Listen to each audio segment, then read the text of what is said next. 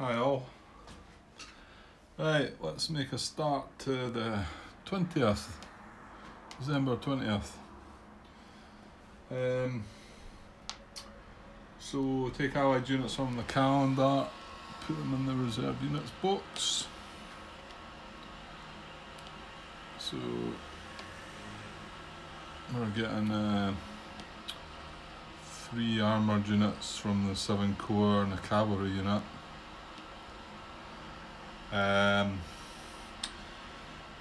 That's it though. So we'll just glance at the new rules that come into play. So fixed battle range is still 4. The German discards with a fading initiative goes up to 2. Like I say, it goes up 1 every day. The 23rd and the 24th stay the same. The 27th, 28th stay the same. Well, almost every day.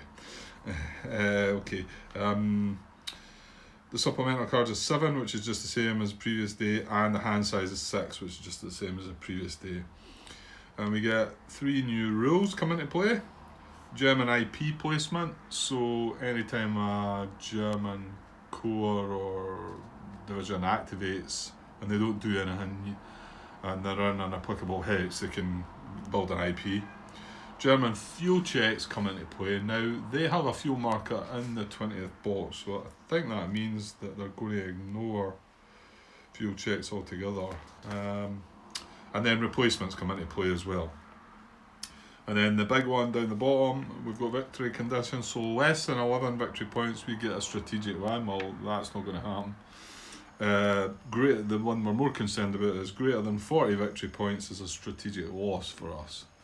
And they're on 33, so we've only got 7 victory points to play with. If they get any more than that, then it's going to be a short, well, it doesn't feel like a short game, but it's going to be a shorter game than it should be.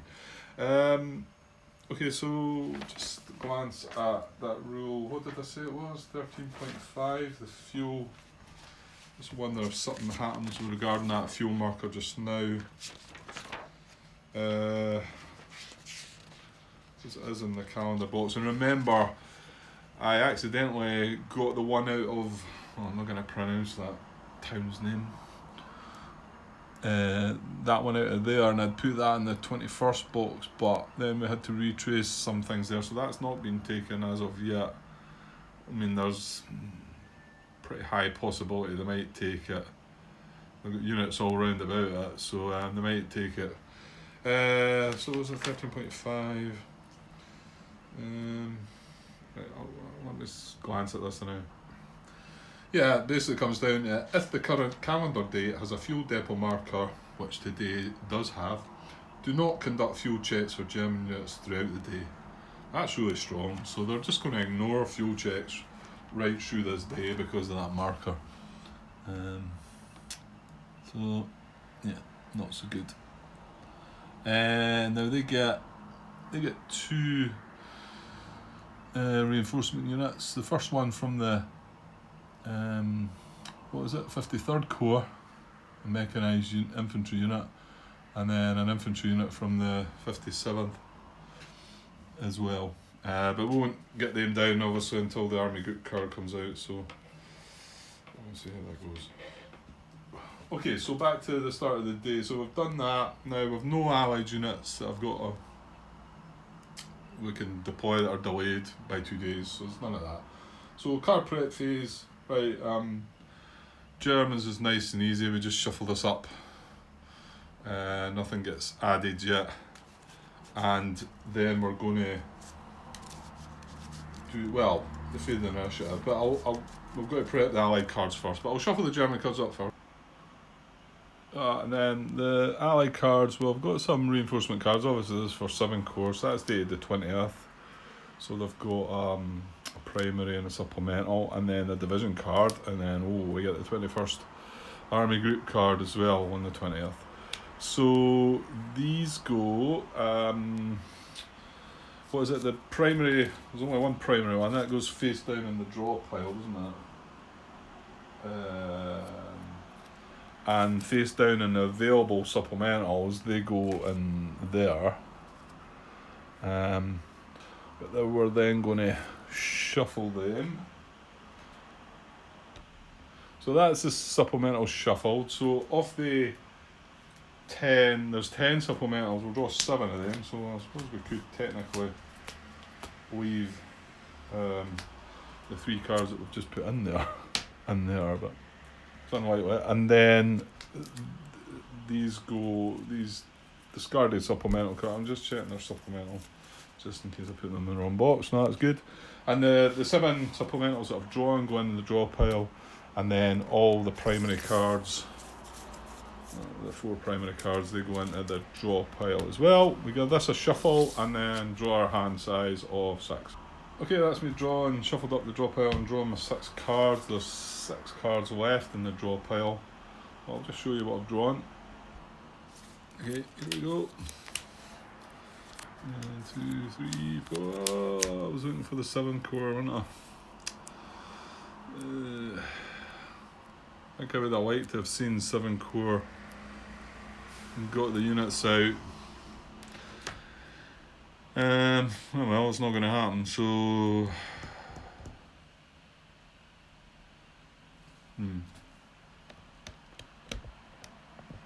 Well, I don't know. 5th core, I think we probably want to... 5th core, we've got 1st Division activation, yeah. Could I activate the 1st and... mind you, no, it's not really. Right, okay. Not great though, I would like to have seen the 7th Division card. Or core card. Or, well actually, even a Division card would have done.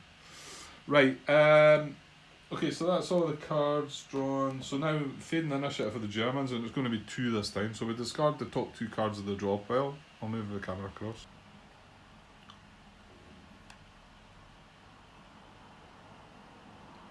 Okay, right, discard the top 2 cards. That's not a great one. Oh dear. Oh well.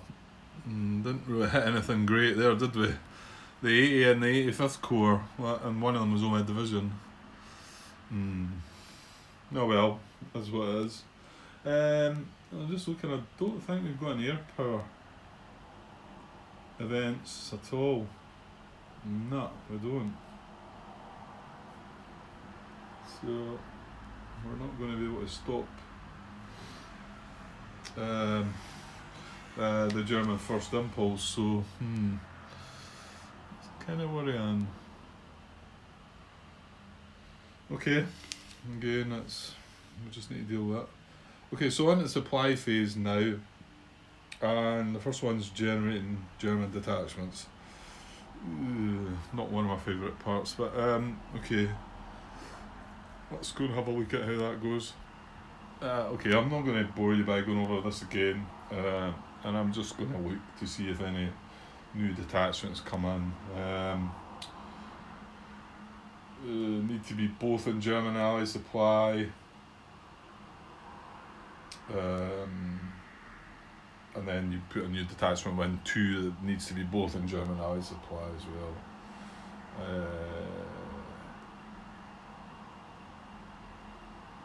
Yeah, so I'll go and look and point out anything that's maybe relevant to you. Okay, I think Wilts is still a candidate. German supply is traceable, and ally supply can still be traced 1, 2, 3, 4 onto that road and away. So we're going to spawn on the detachment. It's one to, well, it can go here, here, or here. It's one that could get to the closest edge, so it'd be either this one or this one. Well, that's what ally supply is traceable to that one too, as well as that one. So what's the tiebreak on that? Because that would be a hold value, which is, they're both 2s. Easternmost is the next one. Not adjacent to an allied unit, but it doesn't say anything about being adjacent to a... So yeah, I'm pretty sure that can spawn a detachment there. I'm going to put that in that way, so I remember. I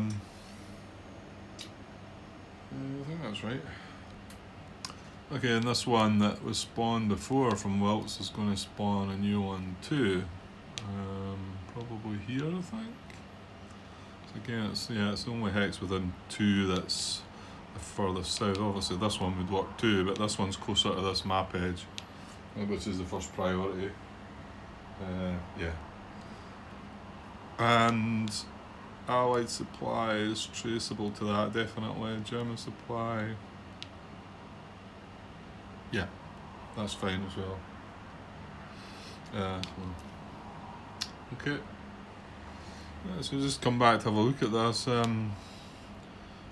don't think German supply is traceable to that hex. I'm forgetting about. I was just thinking about going up there, but this bridge is still Allied controlled. So, and so is this bridge. One. Can't go through the town. 1, 2, 3, 4. Yeah, no, I don't think German supply is traceable to that hex. So, okay, let's see if there's another one then. So hex within 2, so maybe that one. That would have been the next one, wouldn't it? Allied supply is traceable, yeah. German supply, yeah, it's traceable, yeah. So should have actually been that one then. Yeah, I need to watch that. I need to watch the old bridges, the rivers and that. I think what got me thinking about it was this next one up here. This one I was looking at.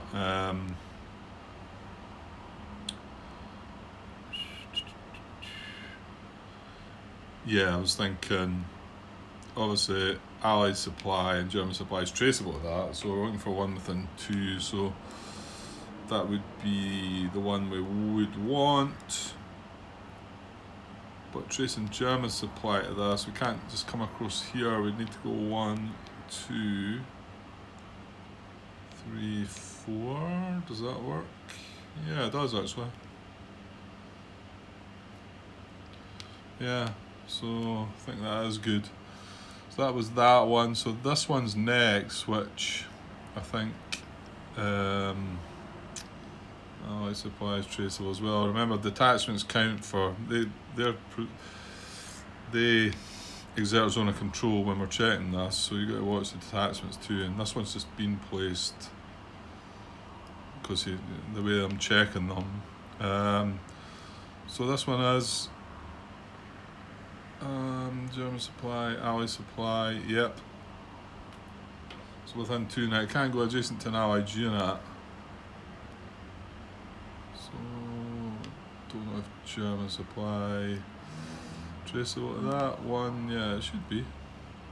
2, yeah, it is actually. Yeah, so we can't put it here, which would be closer to this map edge because it's adjacent to an Allied unit, but that one works. So that's just checked as far along as there. Give me a sec. This is going to be the last one. Allied supply is traceable and German supply. So within 2, going to that map edge, but you can't go there because it's adjacent to an Allied unit. So I think it can go here though. German supply. Yeah, that's fine. And Allied supply would be traceable too. Yeah. Okay. So 1, 2, 3, 4, 5. 5 new detachments added. So. Okay, and then the last thing I'm going to do is check the west walls. To see if there's any of them. An unoccupied west wall hex with a hold value to which both German and Allied supply can be traced. That's pretty unlikely, I think. they've all got attachments in them anyway, which it seems like a bit odd, but you don't take them away because they don't get taken away.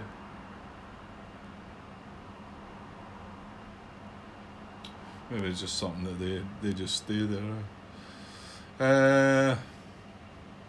I can't see any, Allied supply is not traceable with us. Because we've got Konsdorf in it. This hex isn't a. Well, actually, you couldn't trace across there anyway because this detachment exerts zone of control on this hex, so that's no. I very much doubt there's anything there. I think we looked before and it was on Whiteley. This is another one. There's another one with whole value and one away at the top, but there's no way Allied supply is traceable to any of them. So yeah, I think that's it. I'm going to go with that. So now to determine supply status, first of all the Germans and then the Allies.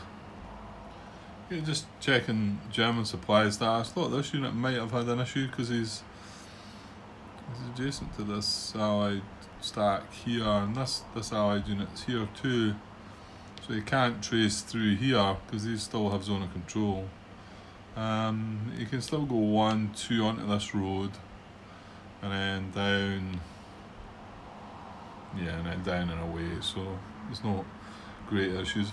Also notice when I was looking at this is just a reduced infantry unit of the 18 Corps, which I have the Corps card in my hand to activate. Just wonder if there's anything stopping me from just strolling into St. Vith there.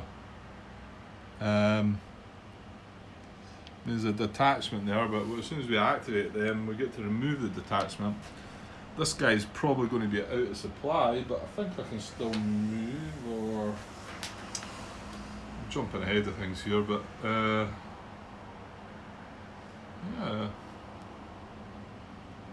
I don't see a problem in I'm doing that.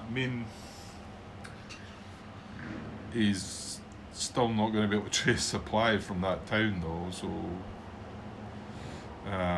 my guess is these units will probably come around along and crush them again once I've dealt with this guy. But it's grabbing 2 victory points back off them, and I don't know. Anyway, let's move on with what we're supposed to be doing. Checking German supply, Grant. No, I can't see any issues with the Germans. They seem to have played this much better than myself then, because I got myself caught out of a bit with supply issues. They've got no problems. There's nothing in the middle here really. There's only these 2 issues here, but they're not really causing any trouble.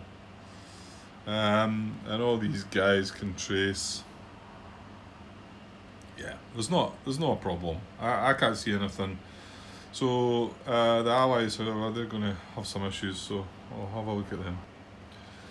Right, so firstly this guy, he was out of supply as well, isn't he? Well, he's going to go isolated then. Oh dear.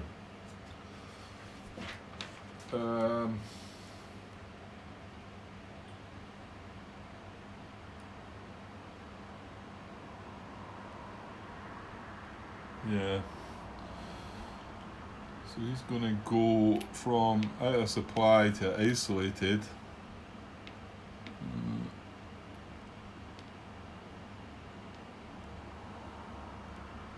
I'm assuming he still keeps the IP. I don't think anything happens to the IP.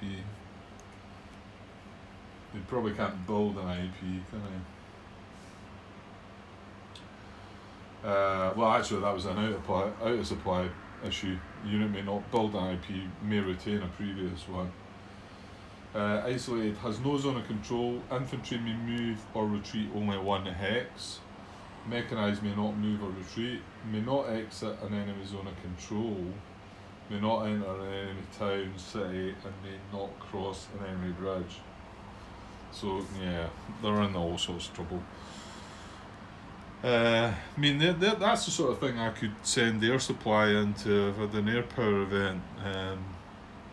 But although it hurts me to think that I'm just leaving that guy to like perish.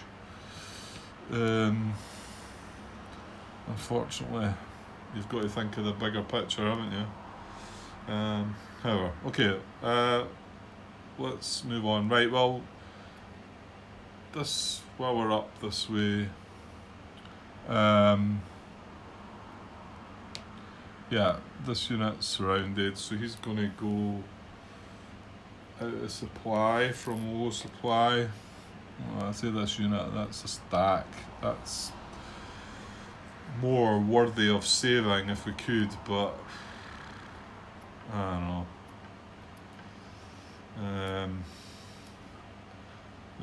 Play an air supply and then maybe try and get them to attack this, and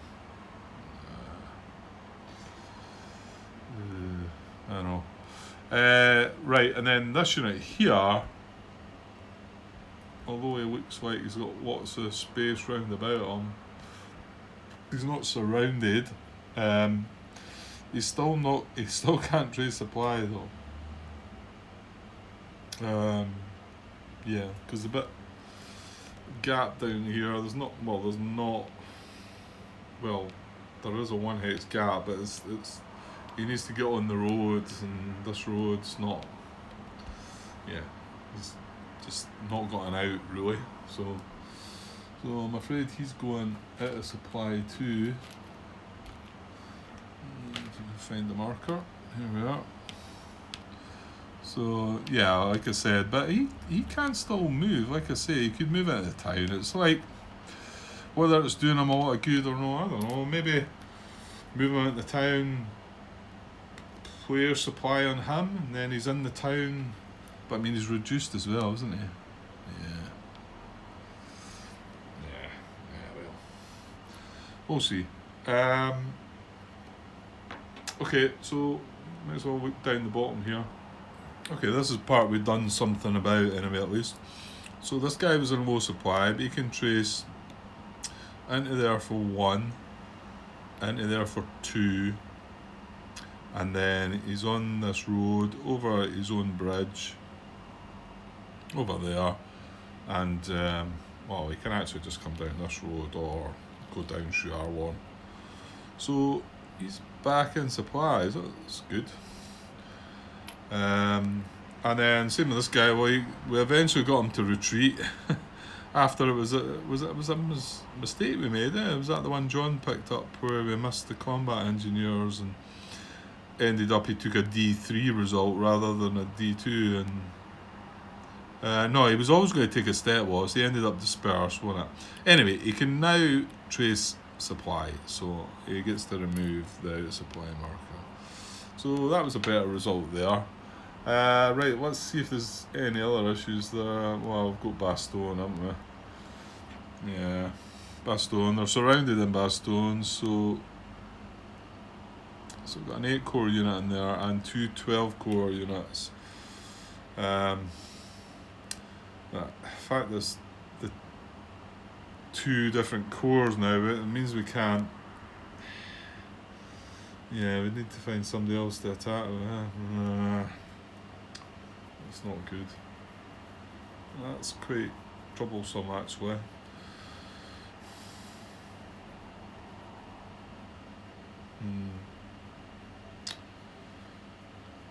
I kind of feel like we should maybe try and bring these guys back. Well, I say that, I can't. This guy's still surrounded, he can't move. I mean, okay, these can, but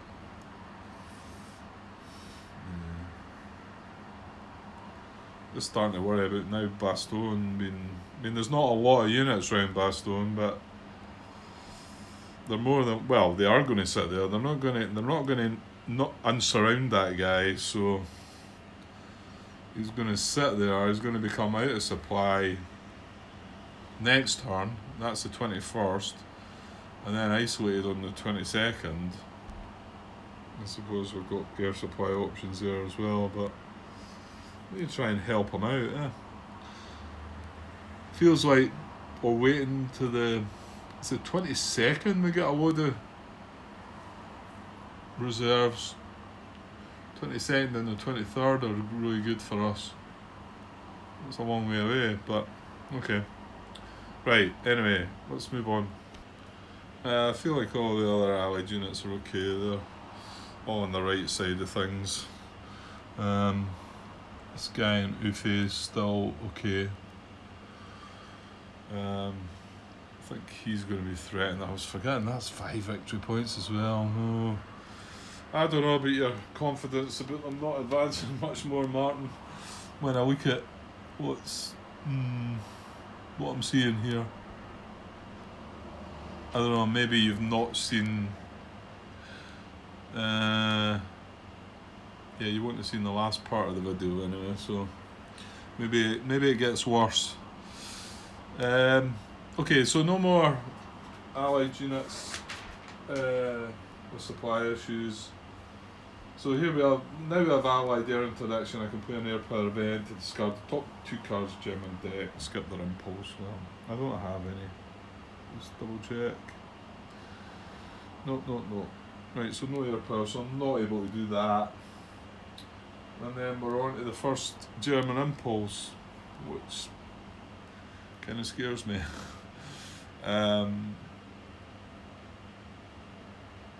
Yeah, I'm really kind of thinking, well, that this day is going to decide things. I think I need to really hold on. There's quite a few places where I can see. I mean, Ufes, Liège.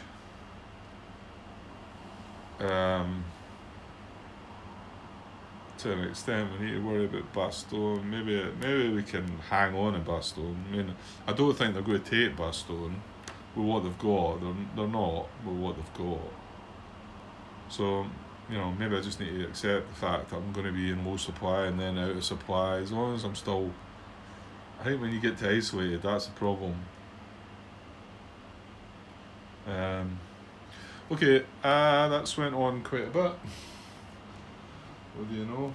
So I'm going to take a pause here before we start the first impulse, I think. And yeah, we'll take a wee break for now, guys. Okay, cheers. Hi all. Right, haven't been able to get to the table for a couple of days. And as you know, I've recorded, well, that'll be the first part of the video, the first 3 phases of, as usual, not organised here, just start recording, Grant. The first 3 phases of the turn, the daily sequence of play, the reserve phase, the card prep phase, and we've done the supply phase as well. So,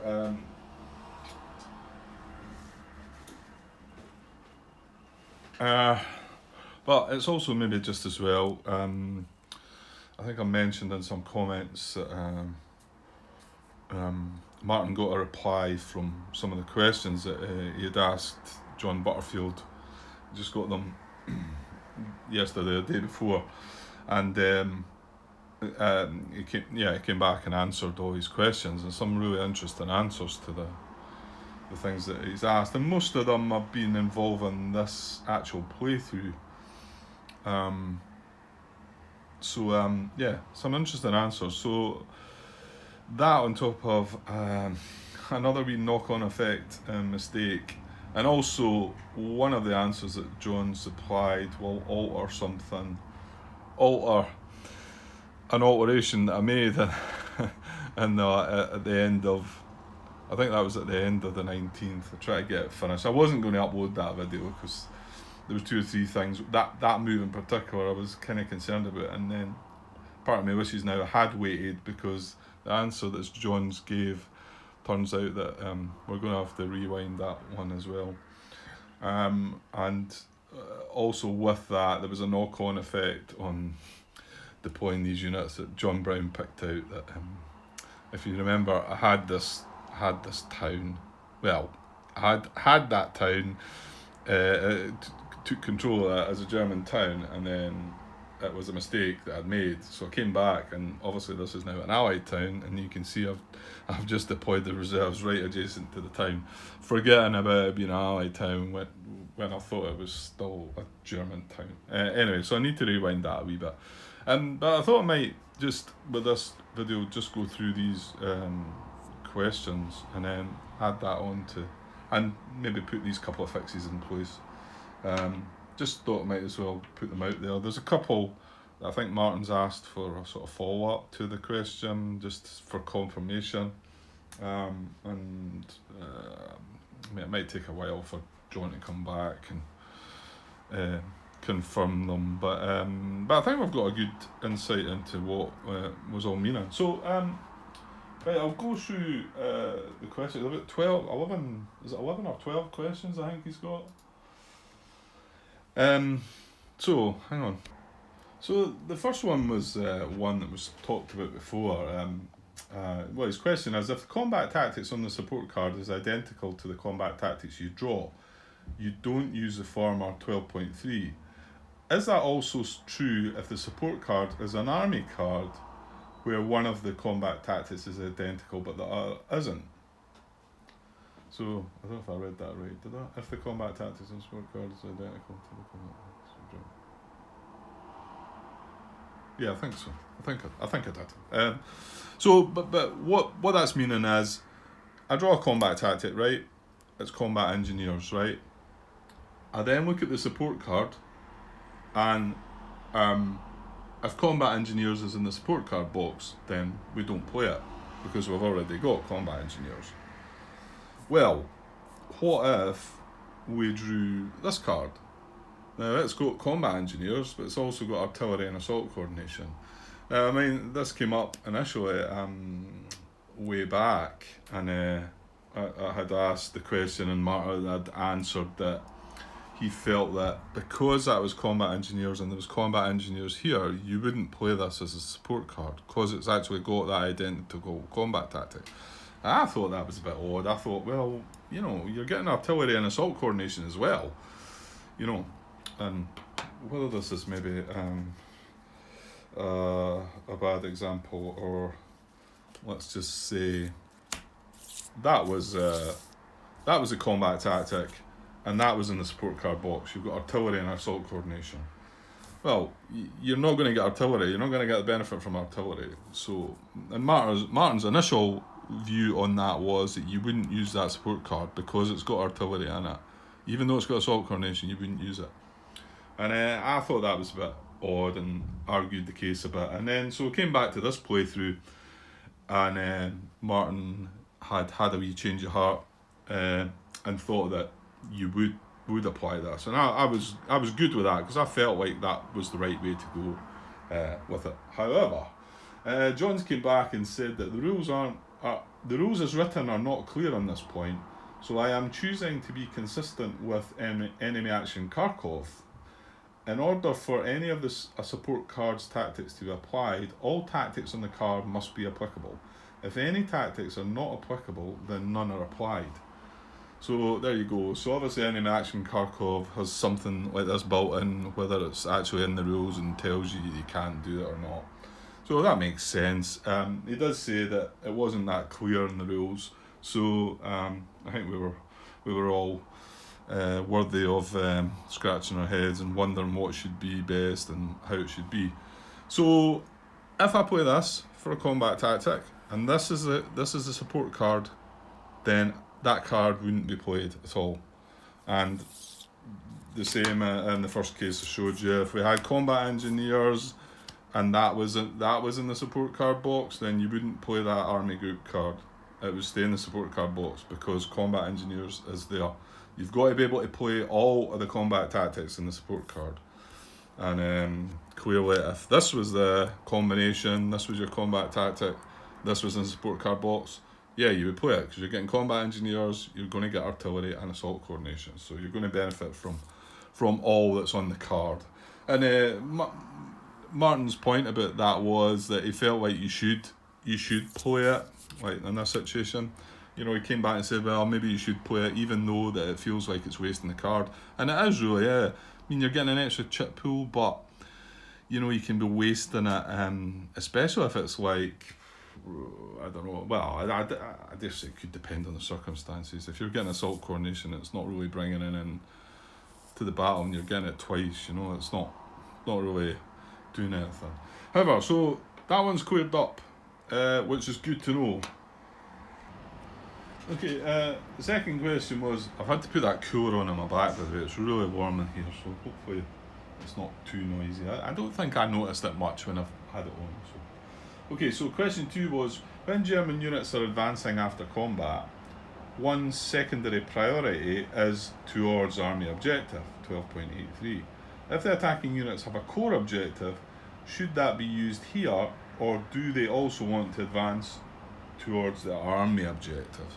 Now this is one that kind of came up quite a lot, do we use the core objective? Do we use the army objective? What do we use when it says army objective? Do you use the core objective? I kind of wish Martin had asked the question slightly differently, because I'm sure there's multiple other cases where I've had not just advance after combat.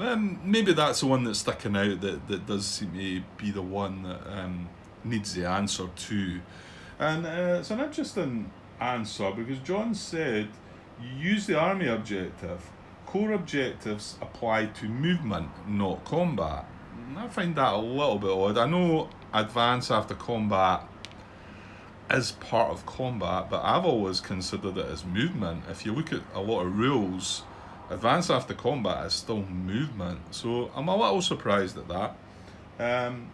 However, that's all we're getting out of that answer. Like I say, I think I might have asked the question slightly different. I'm not knocking you, Martin. Don't get me wrong. You put all these out here. So, but I think maybe the answer is there for us anyway, because it says core objectives apply to movement. So my thinking of that answer means that anything at all movement-wise, I'll use a core objective. That's what I get from that answer. If that question hadn't been answered in the way it was, I would have still considered advance after combat to be movement as well. But however, John said that doesn't count. That is part of combat. Okay, I get that. So I think we can take from the rest that any other movement, I'm going to consider the core objective rather than the army objective. So there we go. That's that one sorted. That took. I'm glad we got that one, because that's been out there a while, I think. Okay, question 3, and I'm zoomed right in on St. Vith. I'll just take I'll take that out of the way as well, just to make it stick out a bit. Right, so question 3. In St. Vith, there are 3 arrows, one primary, which is going west, and one secondary, southwest, for the 5th Panzer Army. So we've got a primary 5th and a secondary 5th. And one secondary northwest for the 6th Panzer Army. However, there is no primary arrow for the 6th Panzer Army. Is this intentional? John's come back and said probably not. The arrow for 6th Panzer Army should be primary. So I think we can just take from that there was maybe a slight misprint in the printing of the map, that should be a primary 6. So it's maybe not a huge one, that, but there you go, the answer from the main man. So okay, just put a couple of counters here just to try and show you this. So in question 4, when a unit uses movement method 10, it says move if able to expend the unit's full movement allowance, moving in the direction indicated by movement arrows. So he's got an example here. Hopefully he'll post these as well. He's got wee pictures. So I've just set it out here. So what he's saying that, and this was something that came up in my game, and I moved it in a way, and Martin said I think it should have been moved in a slightly different. It should have been tactically adjusted. Well, I'll show you. This unit's moving with movement arrows. So let's just. There's no movement arrow. There's no movement arrow. Let's just say this is movement arrows, right? So 1, 2, 3, 4, 5 into that hex. Let's just say they're all arrows, right? I'm not going to try and find the route, because I can't clear the bit that was up. There's too many units in the way. So that's his full movement, but you can see it's ended adjacent to an allied unit, but it's ended stacked with another German unit. So, and then Martin at the time says he thinks that should be tactically adjusted.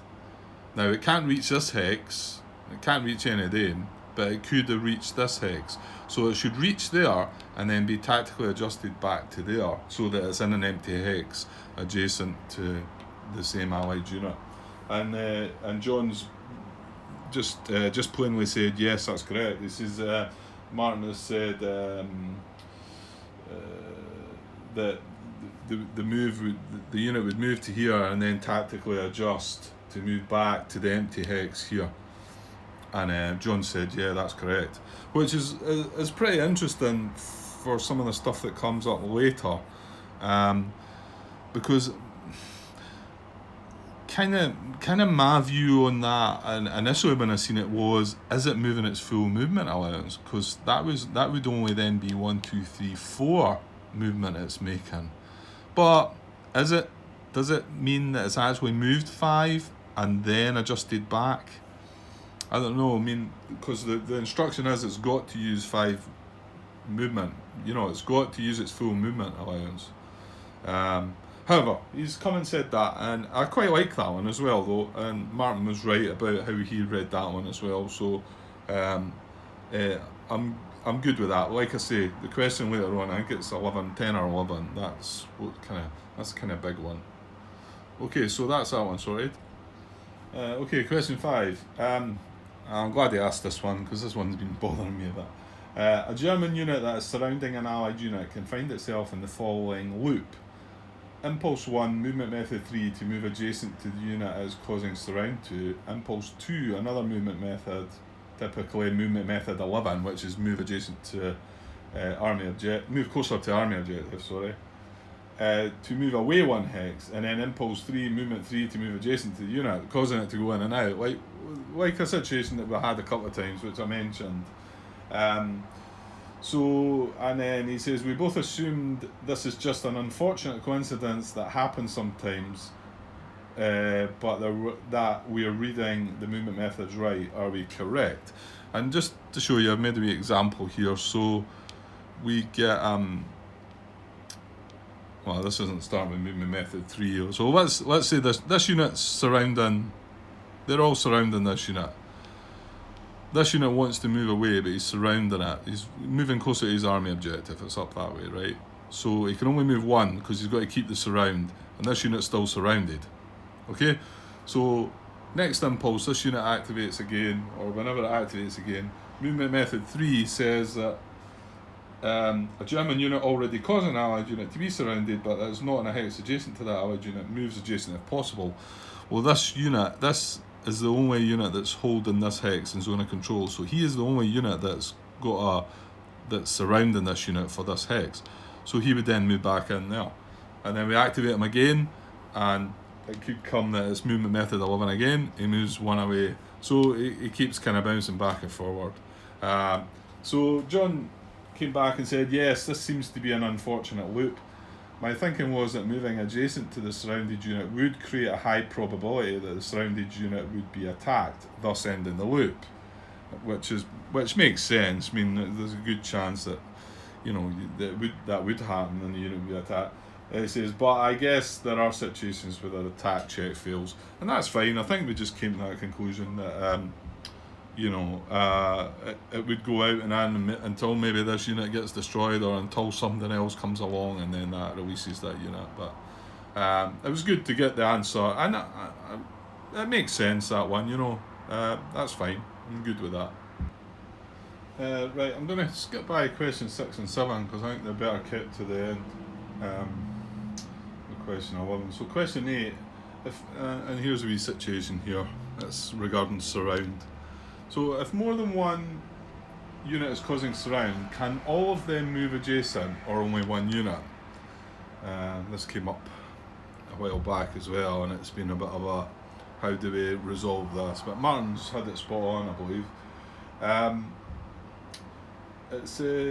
He says, the first paragraph says one unit only can move to surround a single allied unit, but it's not clear if more than one unit that are already causing surround are allowed to move adjacent. My thinking is that it would make most sense if they could, since they're prohibited to make any other moves.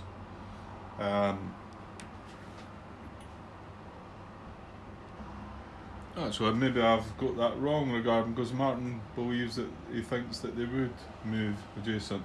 I thought he was of the view the other way. Okay, well, John's reply is, if at the moment a given German unit is being checked, is being checked for movement by method 3, it is causing surround of an enemy unit to which it is not adjacent. That is, the unit's removal would cause the surrounded enemy unit to no longer be surrounded. Then that unit is eligible to move adjacent to the surrounded unit. Now, I like that answer as well, and I kind of thought that's what Martin had thought. Maybe I'm getting muddled up. Some of the things are, you're trying to talk about lots of different things here. What that means is all these, well, this one is already adjacent, but all these are causing surround in some sort of way on this unit. And if you got a movement method 3, they would want to move adjacent to it. But you've got to decide which ones are actually. And what John's saying is, if you removed that unit, would that unit still be surrounded? And the answer to that one is yes. So he's not eligible to move by movement method 3. Neither is he. Actually, I've got them badly positioned, haven't I? I don't think any of them are going to be able to move. But you can see, let's say if that one was there. So the removal of that one keeps it surrounded. The removal of that one would keep it surrounded. But see, the removal of that one, that would not keep it surrounded. So this guy, this is what we came to the conclusion of. He's the only one that's got a zone of control on this hex, which is keeping that unit surrounded. So he's one of the units that's definitely keeping that unit surrounded. So then you'd be looking at them in whatever order it is, because surround goes in descending order. So you would look at them in descending order, and then this guy would move adjacent, whether he would move here or here. It would depend on, the tiebreakers or whatever. So that's that one there, and I like that one as well, because initially when I played the game in the first time, you felt like they were all wanting to move in. They were all, because they were all not adjacent, they all wanted to move in, and it felt like he wanted to do that, but something about it didn't feel quite right, and there you go. If the unit's, basically what he's saying is, if the unit's the only one that's holding that hex surrounded, which is that's how I look at it now, he's the only one that's holding this hex surrounded, so he should be able to move in, he should be able to move adjacent. Okay, and this is linked, it's question 9, but it's linked again, it's about surround, and this is a good one actually. I like this answer too. Martin's question is, if a stack of German units, so we're talking about this stack, there's 3 in the stack, are surrounding an allied unit from a non-adjacent hex, which is what they are here, only a maximum of one of these units is actually causing surround, and all but one of those German units must move away, probably using other movement methods before the final one fits the definition, and hence could move adjacent using movement method 3. Unfortunately, this makes it necessary to look ahead to later movement methods, but I think it's the correct procedure, correct? And this is what we came down to. This is what Martin decided sounded like the only way to do it was to look ahead and see what other movement methods the units might do to see that one. But John says no to that one. He says no, he says none of the units in a 3-unit stack are causing surround during movement method 3. So he's saying that none of them are causing surround. Basically because if you remove this one, I think this is what he's meaning, if you remove this one, then these ones are still surrounding it. So the removal of this isn't making this unit not surrounded anymore. And same if you move this one, and you get what I'm saying, it's bracketed. No, it doesn't matter. So what he's saying, none of the units in a 3-unit stack are causing surround during movement method 3. Each unit is checked individually in descending order, and the removal of an individual unit will not change the allied unit's surrounded status. No units in the stack will move adjacent to the surrounded unit during movement method 3. Each unit in the stack might move when checking subsequent movement methods, though after 2 have moved, the movement of the remaining unit will be restricted by 9.2b. So what he's saying is none of them are causing surround and can move adjacent. So let's say this one moves away with another movement method, and then this one moves away with another movement method, and then you've got this one left. Well, he's restricted, he can't move now because he is actually causing this unit to be surrounded. But we're past movement method 3 now, and I think this is what Martin was wanting to read ahead to see these units both move away. Now can we move this unit in, adjacent? So we look ahead, and it feels wrong, that look ahead, but really you can get out of the stacking because you're temporarily overstacking. I get that. But once we started thinking about doing it with other movement methods, it didn't feel very clean, that. So yeah, and I think that makes sense, that answer as well. And then, like I say, when these 2 units are moved away, he's restricted with 9.21b because he's causing this unit surround, so he can't then move away. And then come the next impulse, he will be the one that's causing this unit to be surrounded, and then would move adjacent. So that's that. And on the next part, what leads on to question 10, he says, speaking of surrounding units, Grant had the following situation. Now this isn't the actual situation, he's got it on Vassal or something like that in the actual bit that was. So he explains it, the hex numbers and units and whatever. But this unit here is what he moved in movement method 3. And he is the only unit that's causing surround in this hex and in this hex. So I don't know if you remember this one or not. You would think that he would just move in adjacent to there because he's keeping both of these units surrounded by doing that. But in actual fact, the tiebreaker to the movement was closer to army objective, and if my army objective was up that way, it would actually mean that I wanted to move to this hex. Right, hang on, that's breaking surround on this guy. Oh, so that wasn't the situation, was it? Is it breaking surround? Yeah, it is. You know what it was? There was a bracketed unit here. I think there was something here. It was something like that, sorry. Yeah, looks more like the picture now. So it's something like that. So he is keeping this unit surrounded by that zone of control there, and he's keeping this unit surrounded by that zone of control here as well. So that looks like the hex. That's where I wanted to move it. And then Martin said, no, he said, you can't decide to move adjacent to 2 units that you're surrounding. You've got to just pick one and let the tiebreakers do the rest. So as long as I'm moving adjacent to one of these units, keeping it surrounded, the other one's staying surrounded too, and the tiebreaker would be nearest the army objective. And John agreed with that. He said, yeah, it should move via the tiebreaker. Whereas I wanted to close in on both of them. That's not really in the rules. And the rules are move adjacent to an allied unit and then follow the tiebreakers, which would be closer to army objective. So, and it's not meaning this unit. If this unit was then not surrounded, it wouldn't do that, but it's still surrounded anyway. So, like I say, he's maybe got a better explanation on the. He's got all the units marked and whatever. But that was good. That was good to know as well. And Martin got that one spot on as well. So, okay, so now we're down at question 11 and question 12, and these are. Question 12, I think, was the one that Martin, it's a situation that he had in his game.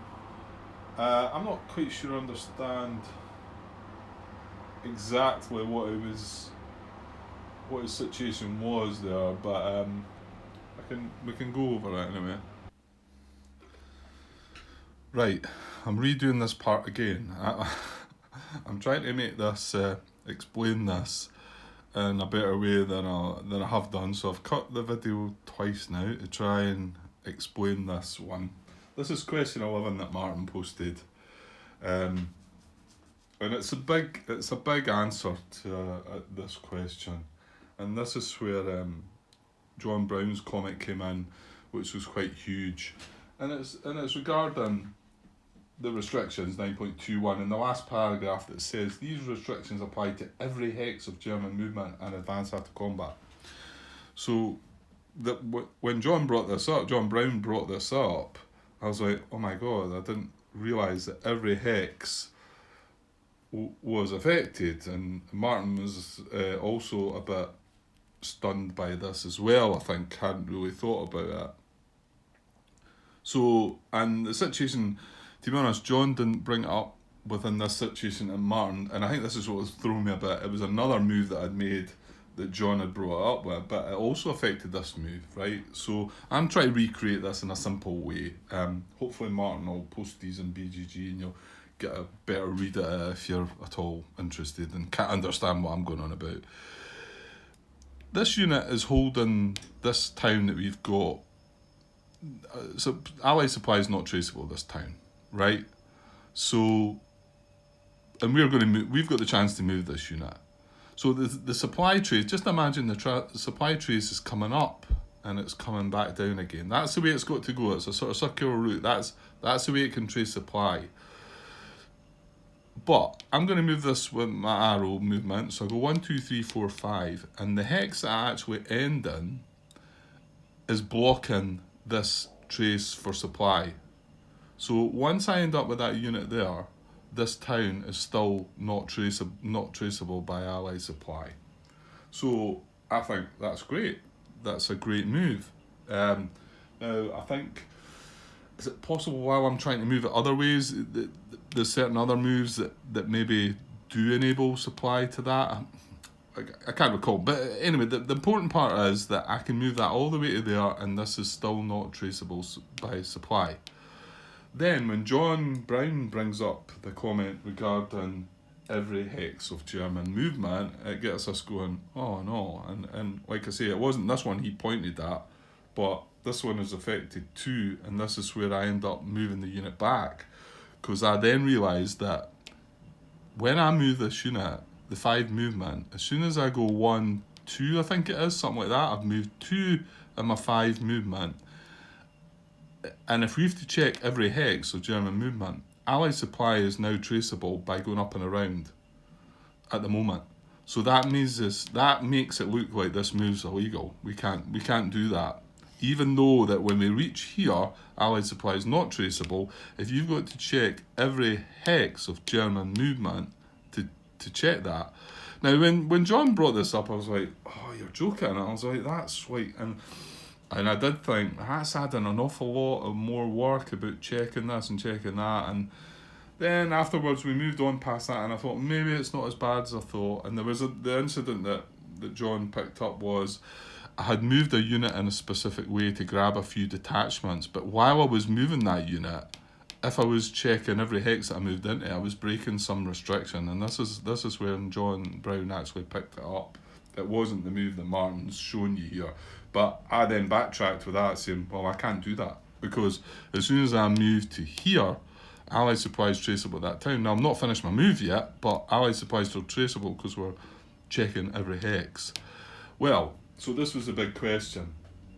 And I won't read out the question because he's got... well, he says... initially, we thought the unit could move 5 movement points where it blocks the supply trace. So I'm saying 1, 2, 3, 4, 5. The supply trace is now blocked because it's coming down here. That unit's in the way, or it's zone of control in the supply roads, right? But since 9.21 says it applies to every hex of German movement, and this is when, after John Brown had brought this up, we decided it couldn't move at all. Were we correct? So I decided in the end that no, I can't do that, because if I've got to check every hex, right, I'm going over that too much, aren't I? So John Butterfield's come back and said, and this is the big answer, right? The restrictions of 9.21 need to be met at the end of a German unit's move. That statement in 9.21 is trying to say that the restrictions apply to situations that are created during the German movement, as illustrated in 9.21 example. In another example, if a German unit enters a town during its move, it would then be subject to 9.21 at the end of its move. And then he says, in this example, that unit would be able to move to there.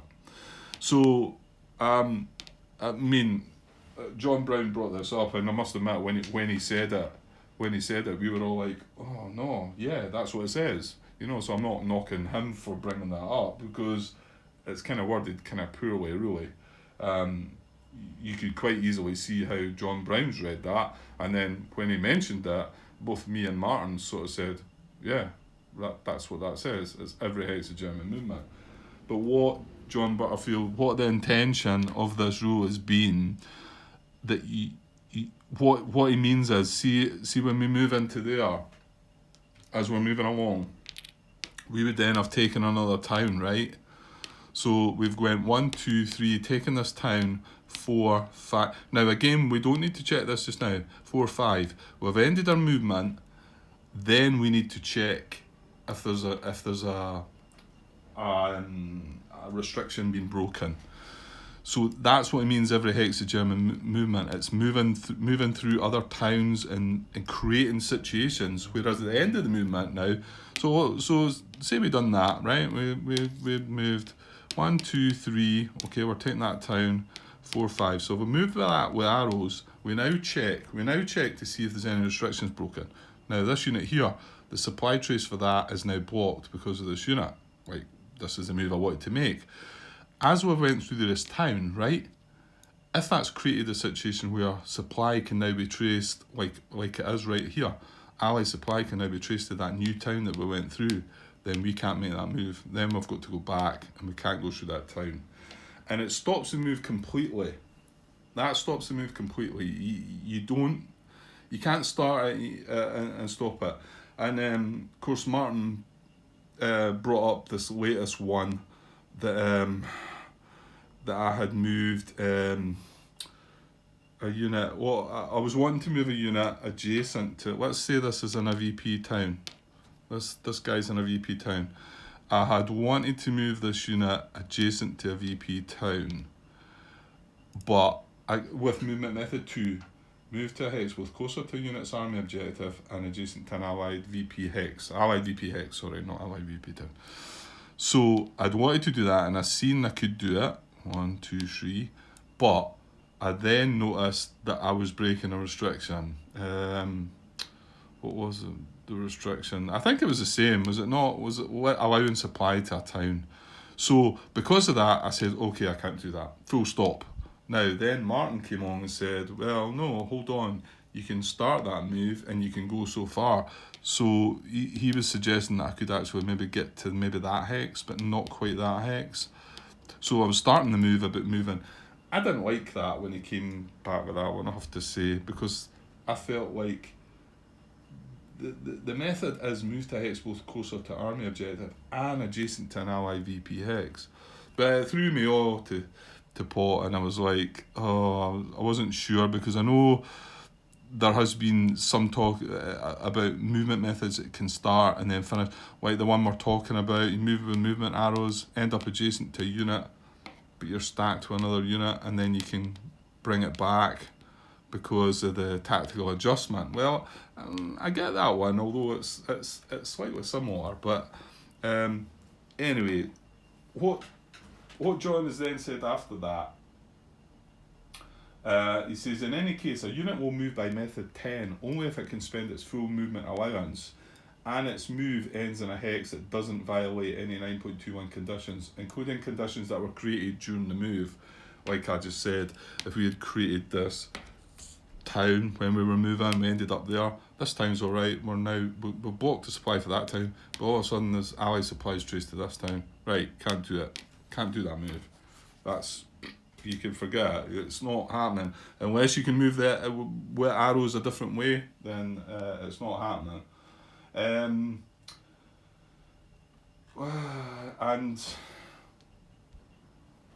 so I wanted to find out what I was wanting to add to that.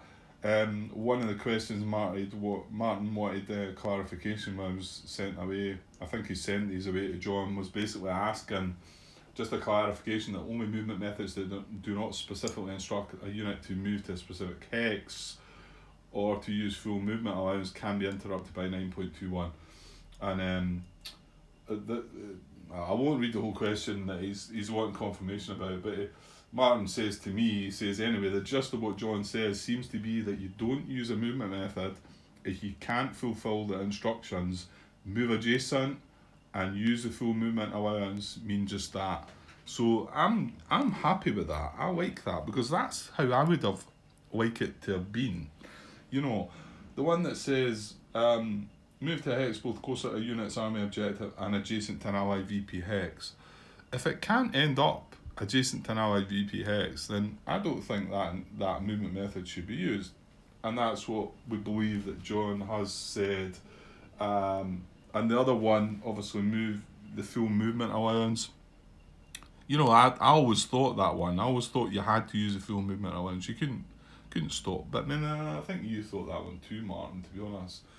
But then, yeah, you know, so unfortunately, the one that John Brown has brought up, that hasn't been what the intention was, John. So hopefully you're watching this and you'll pick that up too, and understand what the meaning of that. These restrictions apply to every hex of German movement and that's after combat. That is, if I've explained it in a way that you understand. I think once Martin, hopefully he gets that post up on BGG. Hopefully he's can have a look at that and it's maybe a bit more clearer there. So that's answered that one. So give me a sec.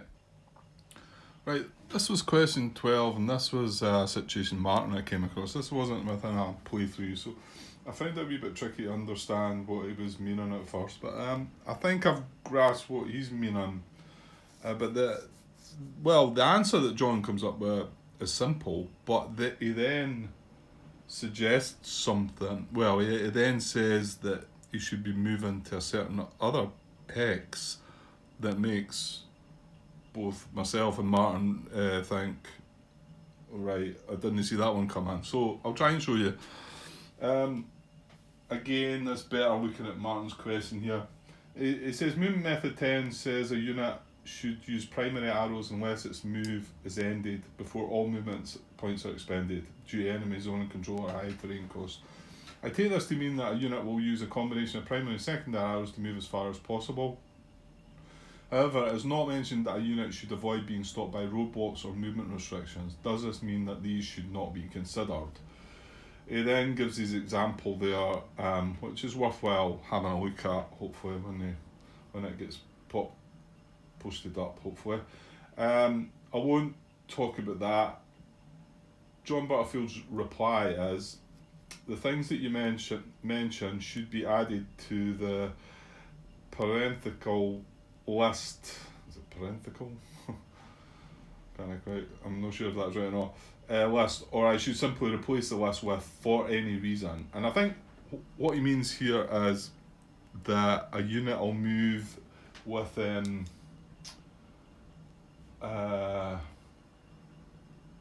what we try to do here, primary arrows, it'll avoid anything that's going to stop it, basically. So I think he's meaning that yes, you wouldn't move. Just imagine I'm following arrows here, right? Well, you wouldn't move up to there if it was going to stop you adjacent to a roadblock. You would find another route. If you could go through different arrows, you would go. You would go up this way and then along that way. Say, I know I'm not going over arrows, but just imagine I am.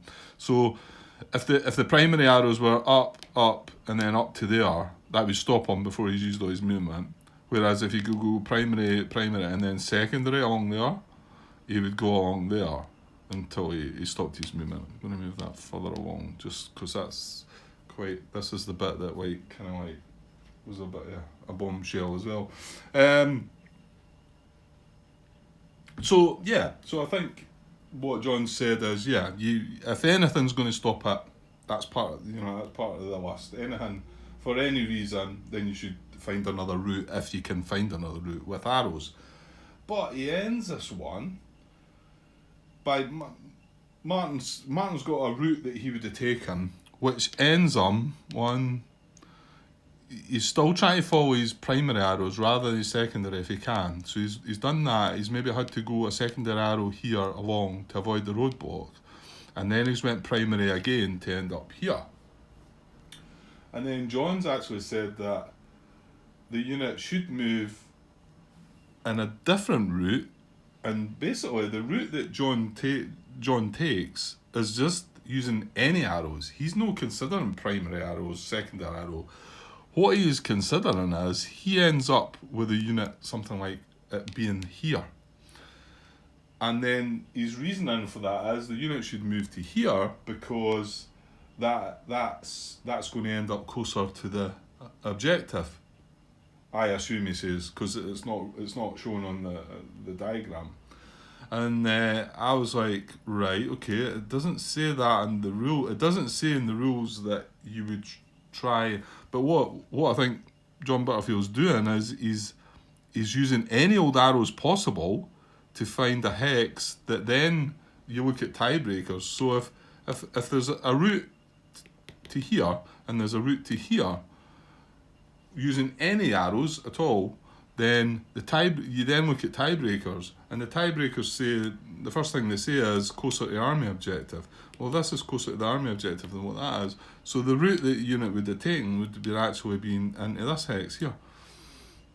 And that's not something that myself or I believe Martin as well had thought about at all. I was always under the impression that you would always try and go via primary arrow. I'm just hoping, that's a designer we're talking about. I'm just hoping John has got the grasp of that one. But the way he answers the question, it does look like that's what he's saying. And the route that he moves the unit, basically I think it takes a primary arrow to start with, then it goes a secondary arrow rather than a primary arrow that it could take. And it ends in a hex, one hex closer to the army objective. So John Butterfield says that's where it should be. So there's another one that's like, we didn't know about this. So it's good to find that out. It now means that you've got to consider the possible hexes that the unit could end up moving with any kind of arrows, and then tie break it from there. So, according to the main man. Okay, this is jumping back to question 6, and I wanted to do this one after this whole question 11 came out about the movement, and only checking at the end of the movement, seeing if any restrictions have been broken. And Martin's question being, this was obviously the situation I had. Granted, the situation where German unit's target was Hotten. Right, I can only just show you what we've got here. This is the existing game, so unfortunately it'd be so much better if we could just set this up again, but no, we're still playing it. So the target was here. The unit had 2 movement options, the western route through La Roche. So I think the unit was something like here or here maybe, and he was moving with movement method 1C. He was entering an empty allied VP hex, and that was his target. Hotten was empty, and he was sitting there, and he could go 1, 2, 3, 4, 5 into Hotten that way, or he could go 1, 2, 3, 4 into Hotten that way. It was something like that. He could go round. By going this way, he was taking a bridge, he was taking La Roche, he was taking that town, he was gaining victory points, and he was then taking more victory points there. But the other route was around here, not going through La Roche. And it turns out that like I say, the unit had two movement options: the western route through La Roche or the eastern route through the forests. There's nothing in the movement section that specifies which to choose, but in the detachment section, 15.1, it says a German unit with more than one route to its destination hex is considered to move along the route passing through whole value hex with the highest total value. We took that to mean the unit uses the easternmost route and does not capture La Roche. Was that correct? Because I think by going this way, we were going through more whole value hexes. And I think that's a move we actually made, because that's the only thing we could find in the rules. But it seemed odd not to come down and take La Roche and whatever, as you would probably do as a player yourself. So John's reply was, first, both routes are checked to see if either would violate the restriction of 9.21, which is when I first read that, I was like, well, you don't check that until the end. You've just said that you don't check that until the end. How's that coming into it? But hold on a sec, right? And it says, if both pass, then 15.1 would be applied to determine the route. So what he's meaning there, though, and to be honest, it could have meant that we couldn't, it could have meant possibly that we weren't allowed to go this way, because what he's meaning that's this whole every hex of German movement, when he goes 1, 2 into La Roche, right, and then goes 3, 4, 5 into Houghton, so that's a route that he could take. Now, is La Roche okay, or is it sitting empty? It's a German town. Is Allied supply now traceable to it? If that's what he means, that you would check both routes to see if that any would violate the restrictions in 9.21, and it's quite possible that move would have violated it. So you would check both the routes. If none of them did violate it, then you would then move on to 15.1, and that would have been the route that we take through the highest whole value hexes. So but it was good to see that one about, again, checking it each. This is what it means. You've got to check each hex. What it means is, if you take a town and then you move away, or if you open up, you know what I mean. You could be protecting supply and you move through. I don't know. I think that's the best example is if you then take a town while you're making the movement, and then end your move in another hex, and then all of a sudden the town that you've just taken is Allied supplies traceable to it. Well, you can't make that move. You've got to go back. So yeah, that was that one, and then the follow up. Well, the next question was question 7. When you use 15.1, do you take German movement restrictions into consideration? And then John's obviously said, see above response, because it's just what I've explained. You would make one move one way, and then check to see if any restrictions are then being broken, and you make the move the other way. Check, that's how you would do it. So that's good. Yeah, and that's all linked into this whole us not quite getting the whole every hex of German movement. But I'm not knocking John Brown for that, because like I've already said, it's written kind of poorly. I think that could have been easily interpreted the way that John Brown came out and commented about it. So, but at least we've got that confirmation. But it just shows you there's lots of rules out there that I think there's lots of little rules that are maybe being interpreted wrong. We've found quite a few, and I'm sure there's more. I'm sure there's more out there. And we've got enemy action Kharkov on the horizon, and be interesting to see if some similar issues are going to crop up with that. Okay, I think that's all I went through, so hopefully I can paste this onto the other bit. I thought the first part of this was okay. It was just the second part was terrible, and it was trying to explain an answer to a question that was really important. So hopefully I've done it a bit better this time. But again, hopefully Martin will get these up in BGG and maybe you can look over them. One thing I did want to say that I felt like I'd maybe knocked a bit. That I noticed myself saying a couple of times, and it was regarding the answer to the question about the core objective, where John Butterfield had come back and said that Martin's question had been advance after combat. Does that advance after combat look at the core objective or the army objective? And John Butterfield come back and says, cause it was part of combat, you look at the army objective. The core objective is only used to be used for movement. And I kind of said, no, I've always thought advance after combat for movement. It is a kind of a bit of movement, but I have noticed that even this rule that I've read over and over again, these restrictions apply to every hex of German movement and advance after combat. And I think that's written like that elsewhere as well.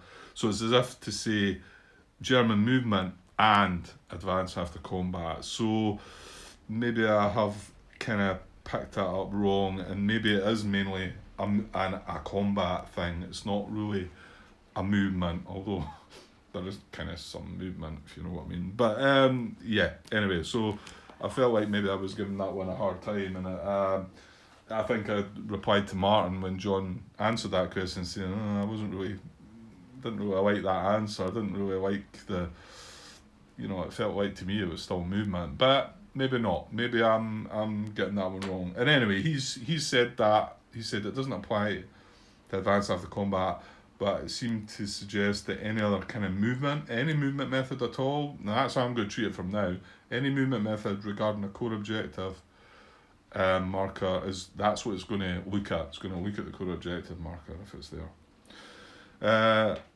Okay, so I'm going to wrap this up, and I know this might have been a bit dull, this part, and it's just going to be tagged on to the first 3 phases of the day. But I'm going to put a comment at the beginning of this, because maybe some people might not want to watch through this. It's not really showing the game. I mean, like I say, 10 or 11 of the questions out of them, Martin says, were all from my playthrough, and yeah, I recognise most of them.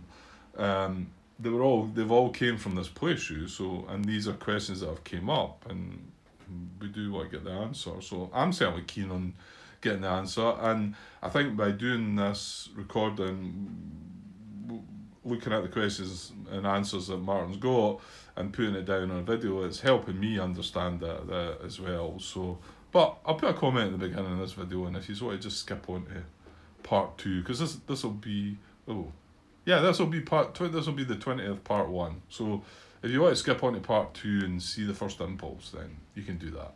You don't need to watch this if you don't want to. Okay, I think that's about it. Yeah, I think that's about it.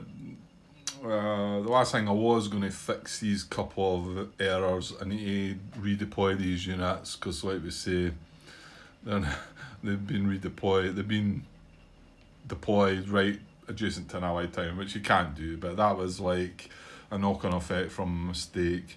And also the unit that I had changed, the one that Martin suggested could move a little bit towards carrying out its movement method, and now we've definitely found out now. Well, he's still asking for confirmation regarding that, but I think he knows himself as well that that's the intention.